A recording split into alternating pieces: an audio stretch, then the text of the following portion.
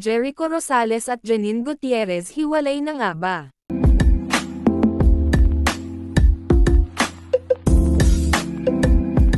Magkahiwalay nga ngayon ang mga proyektong tinututukan ng magkasintahang sina Jericho Rosales at Janine Gutierrez. Si Jericho Rosales ay abala sa pelikulang The Loved Ones. Katuwang niya rito ang actress-host na si Ann Curtis. Malaki ang inaasahang tagumpay ng kanilang proyekto dahil sa kakaibang kwento nito. Puspusan ang ginagawang promosyon ni Jericho sa iba't ibang panayam at media appearances. Samantala, si Janine Gutierrez ay nakatuon naman sa kanyang proyekto, kasama niya dito ang mga batikang artista katulad ni Agot Isidro, Ronnie Lazaro at marami pang iba.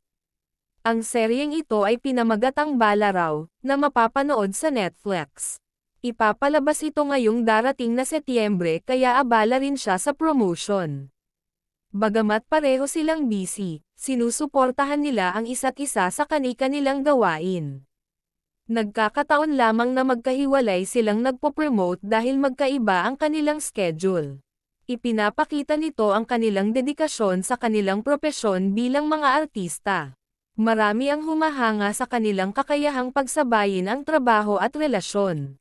Patuloy silang nagpapakita ng respeto at tiwala sa isa't isa. Sa kabila ng kanilang pagiging abala, nananatili silang matatag bilang magkasintahan.